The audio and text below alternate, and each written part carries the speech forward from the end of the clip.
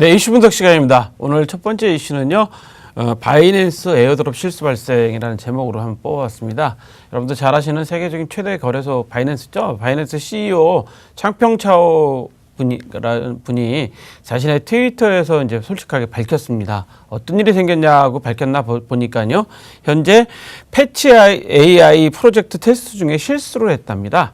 본인들이 실수를 해가지고 BTT라는 그 코인에 에어드롭을 하는데 그 버튼을 잘못 눌러서 BTT를 추가로 지급해줬다는 얘기죠. 그러니까 원래 계획됐던 게 뭐 10개씩 주기로 했다, 나눠주기로 했다 했는데 잘못 또 버튼을 눌러서 뭐 한 12개, 13개씩 나눠줬다, 뭐 이렇게 추가로 더 나눠줬다는 것을 솔직하게 이야기를 했다고 하는데요.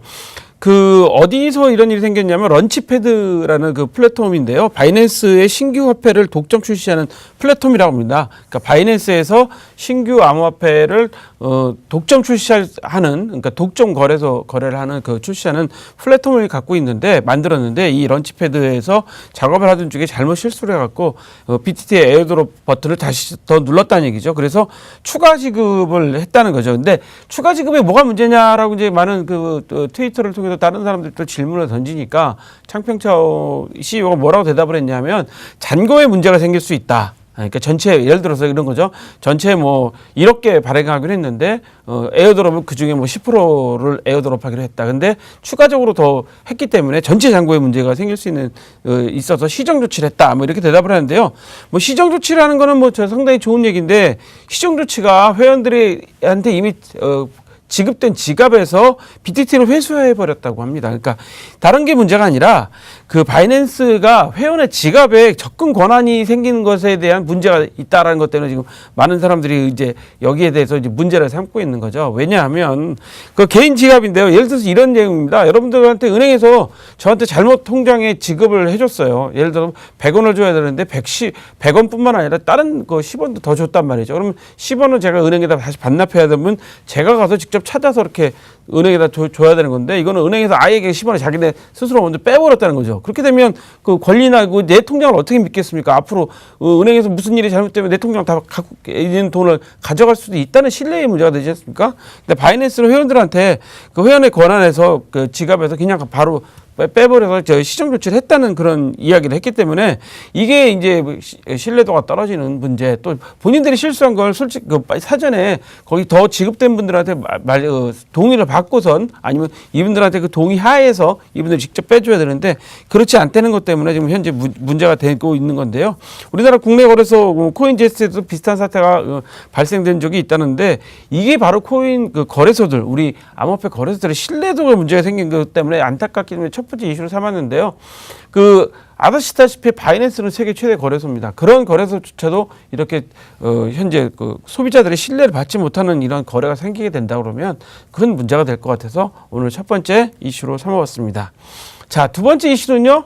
두 번째 이슈도 마찬가지로 거래소 이야기입니다. 코인빈 거래소가 결국 파산 절차를 밟는다. 코인빈 거래소 파산 절차인데 이거 우리나라 거래소죠. 우리나라 코인빈 대표가 어제 기자회견을 했다고 하는데요. 그 직원의 범죄 행위로 인해서 자산 손실 및 부채가 급증하는 관계로 우리는 파산하겠다라고 이제 했다고 합니다. 이제 이 내용을 좀 잠깐 살펴보면 전 유빛 대표이자 코인빈 본부장인 이모 씨가 책임이 있다. 이분의 이제 현재 모럴 해제가 예상된다고 하면서 코인빈 지갑 비트코인 520개가 들어가 있는 지갑에 프라이빗 키를 분실된 게 원인이다라고 합니다. 520개라고 합니다. 520개면 지금 현재 시가로 해서 약 한 23억 정도가 예상되는데요. 이분이 갖고 있는 이모 씨가 갖고 있는 노트북을 회수해서 회사에서 프라이빗 키를 다시 복구하려고 전문 데이터 업체에다 맡겨서 복구하려는 시도를 했는데 결국 실패했다고 합니다. 안 됐다고 그러는 거죠.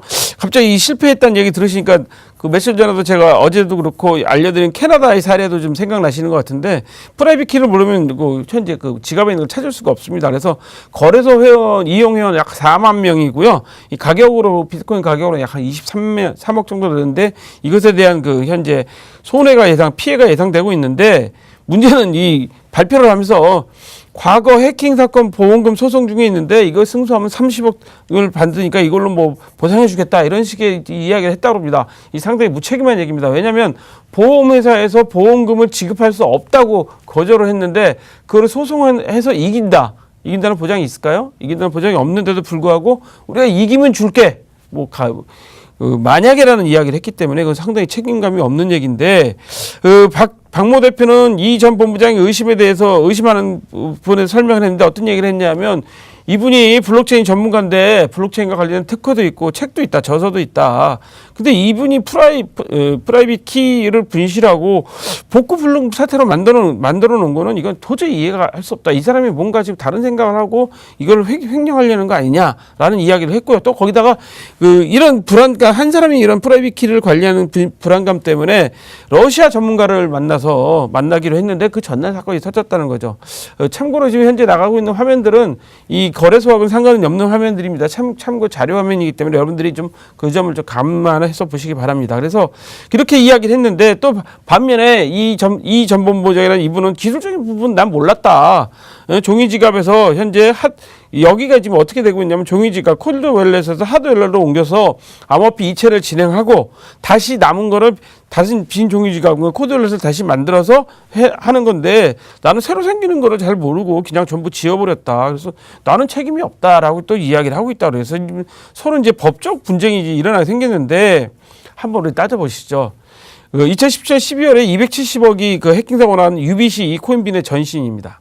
또 유빗은 2017년 4월 불과 8개월 전이죠. 일어난 55억 해킹 사고의 야피존의 전신입니다. 그러니까 야피존이 유빗이 코인빈 이렇게 그 회사가 이렇게 흘러가 버리는 회사가 되는 거예요. 그래서 저는 이해가 안 되는 부분이 이 그 코인빈도 문제가 이렇게 야피존 유빗에서 문제가 있었던 이런 부분들을 계속 이분들을 두 번 해킹 사고 관리자를 임원으로 현재 중용해서 썼다는 것도 이해가 안 됩니다. 따라서 현재 파산 신청하면 3개월 정도 소요되고 피해 금액이 커져가서 법적인 게 예상되는데 이해가 안 되는 부분이 있습니다. 이것이 결국 지금 앞에 바이낸스의 에어드롭 실수도 말씀드렸지만 결국 코인빈 사건도 거래소에다 신뢰도를 떨어뜨린 거기 때문에 오늘 두 번째 이슈로 삼았습니다.